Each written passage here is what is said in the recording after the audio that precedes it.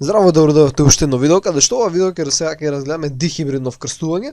И всушност дихибридно вкрстување представува модел кога истовремено се разгледуваат, односно анализираат две различни алтернативни особини. Значи во минатото видео разгледувавме две алели на еден исти ген, например, така го бележевме еден доминант или еден рецесивен, во беше хетерозигот или пак некој си хомозигот.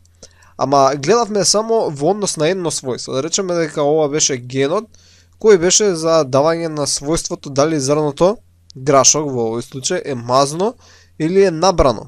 Така, па сега во ова видео ќе разгледуваме за две својства. Значи, ќе имаме еден ген со две алели за едното својство, заедно со друг ген со две алели за другото својство.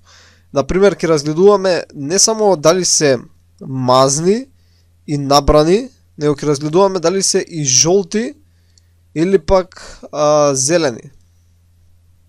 Значи тоа е дихибридното вкрстување. Сега Мендел кога правел анализи, он морал да добие две растенија, значи едно растение и друго растение, каде што би биле еднакви во сите особини, освен во тие особини кои сакал да ги анализира. Значи тие биле сосема еднакви, освен во тоа дали зрната биле мазни или биле набрани, дали биле зелени или дали биле жолти. Едноставно по тоа се разликувале. Друго се било исто. Тие другите карактеристики за кои зборевме во минатото видео, нели тие кои беа доминантни ко виолетов цвет, нели доле се наоѓаат листовите, високо стебло и така натаму. Значи се тоа било исто освен овие две особини. Мазност и набросна семињата и зелено или жолто семе. И он од овие анализи кои ги правил, всушност заклучил дека секој од особините, значи секој од особините се пренесува независно од другата, но понатаму се открило, и ова било наречено втор принцип на независно комбинирање на следните фактори, втор Менделов принцип, но понатаму се открило дека тоа е точно само ако гените кои ги одредуваат овие особини се наоѓаат на различни хромозоми. Значи ако имаш еден хомологен пар од хромозоми, ќе земеме со црвена боја, имаме еден хомологен пар хромозоми, значи едниот од мајката, другиот од таткото, и двата гена, значи овдека например со портокалово ќе обележиме дека се наоѓа генот за првото својство, во овој генски локус, и овдека дека се наоѓа генот за другото својство.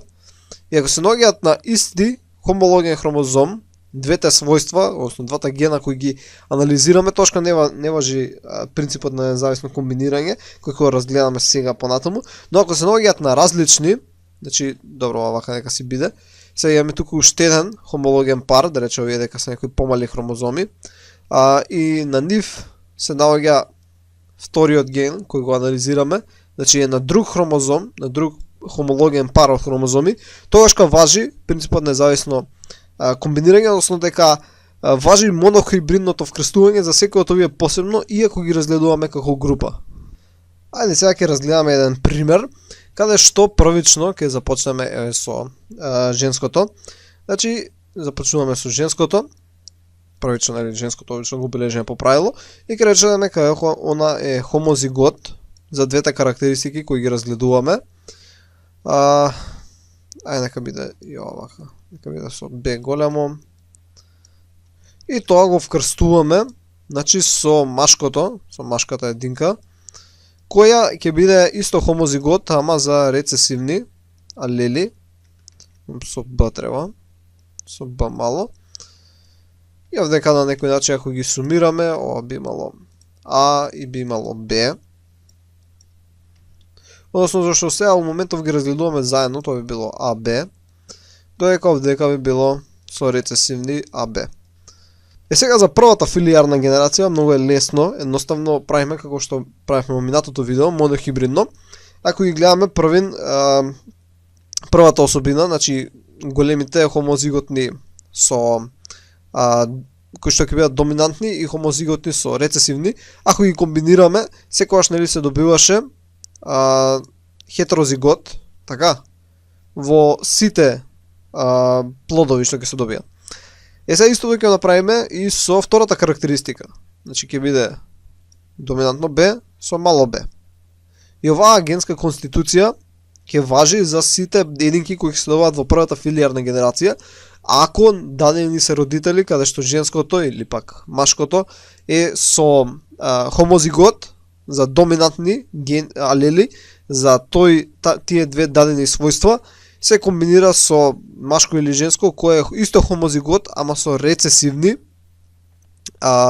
алели за тие дадени две својства. И секогаш ќе се добијат, значи 100% од единките што ќе се добијат во првата филијарна генерација ќе бидат со оваа генска конституција. Значи многу едноставно. Првин, како што да повториме, првично го гледаме само првиот и комбинираме, како што беше на монохибридно.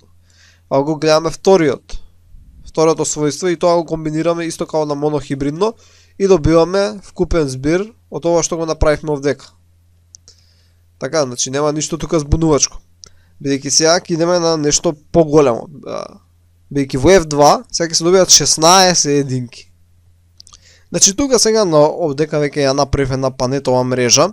Значи ова е продолжение од F1. Сега идеме на F2, втора филијарна генерација и правиме панетова мрежа. И во овдека сега правиме всушност вкрстување на единките кои се добија од F1 генерација. Значи вие беа од F1 генерација и сега ги вкрстуваме. Сега како ќе ја пополниме панетовата мрежа во овие насоки. Така. Значи првично најлесен начин за памтење како да се пополнува иде првото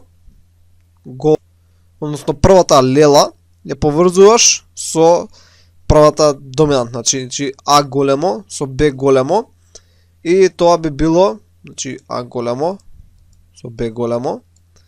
Добро, потоа идеме А големо со Б мало, значи А големо со Б мало.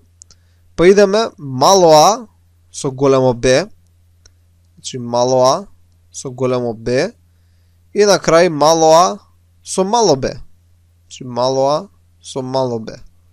Исто да го правиме кај машката единка, така, сега да не се повторувам, но исто да ќе се добие.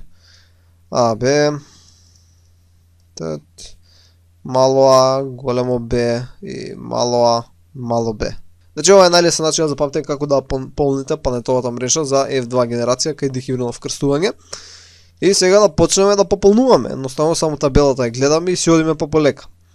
Првото би било, значи со следнава конституција. Ја би било Б со големо Б. Овдека е било А со големо А. Но би било големо големо Б со мало Б. Овдека е било големо А. Да не утнам нешто. И овдека би било големо А, мало.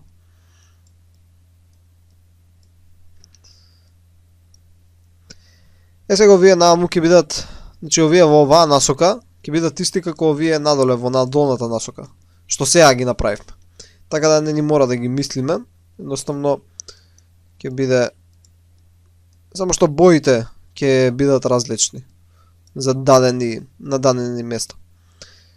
Ова ќе биде сега со црвена, ама бидејќи сега ја овдека ги правам со бои, ама кога се прават со молив, едноставно не ни мора да ги следиш боите за да го добиеш точниот резултат. Овдека едноставно колку за да биде по читко го правам вака со бои. Иначе многу е полесно ако немаш боја, едноставно само ги препишуваш. Не мора да ги мислиш. Дека ќе биде големо вака. Со мало. Добро. Во наредно ќе бидат две доминантни алели за првото својство и две рецесивни гени алели за второто својство. Овдека па спротивно.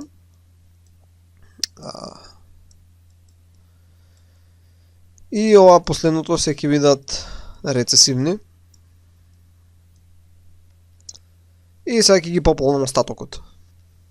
И сега интересно е дека како краен продукт, значи се добива оваа табела, можете да видите, и овдека имаме 9 различни генетички класи, односно генотипови. И да ги видиме кои се тие 9 различни генотипови. Значи овој овдека е првиот, така овој тука е првиот, овие две се исти, значи ова е вториот, Овој тука би бил третиот. Заедно со овој, значи ето комбинација. Овој е третиот, овој е четвртиот. Овој е четврти. Овој би бил петиот. Пети. Шести би бил овој. Значи овој е шести. Седми би било ова. Значи овие се седми. Осми се сите овие овдека. Можда не беше практично да ги пишам со римски броеви, не знам зашто ги пишам со римски броеви. И деветиот генотип е овој на крајот, кој е се со рецесивни. Значи се на се добиваме 9 различни генотипови. Значи 9 генотипови. Додека односот на фенотипови ни е всушност 9 спрема 3 спрема 3 спрема 1. Значи ева да го бележиме со, не знам, зелена боја. Односот на фенотипови ни е 9 спрема 3 спрема 3 спрема 1. Сега не знам дали таму се фаќа. Ева. Значи 9 спрема 3 спрема 3 спрема 1. И сега ќе ги разгледаме каде всушност се наоѓаат овие фенотипови. Првите 9 всушност ни се наоѓаат во овие тука два реда. Значи сега ќе бележам поубаво. Ама зошто е таму се наоѓаат? Значи како што можеме да видиме, еве на пример за првово.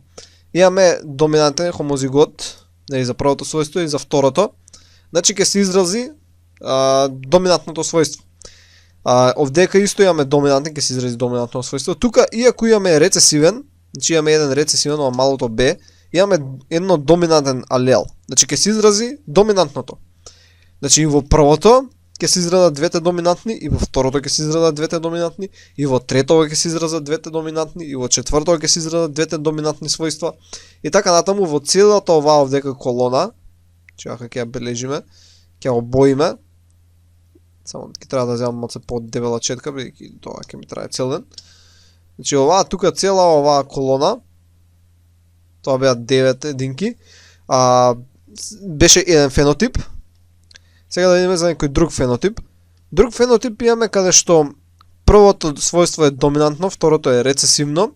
Тоа вдека се случува, значи првото е доминантно, второто е рецесивно, првото е доминантно, второто е рецесивно. Значи овие три ќе бидат едно ист фенотип. Значи исто ќе изгледаат. Сега имаме уште други три кои исто би изгледале. Инаку овие заборив да кажам дека овие исто влегуваат у првиот фенотип, бидејќи гледате првото е доминантно и второто својство има доминантно изразување. Значи овие исто влегуваат у првиот. Сега идеме на вториот со три фенотипови, тоа се овие каде што првиот е рецесивен, вториот е доминантен. Така, првиот е рецесивен, вториот е доминантен. Значи овие се другите три. И на крај тоа што е еден, ко само е овдека на крајот.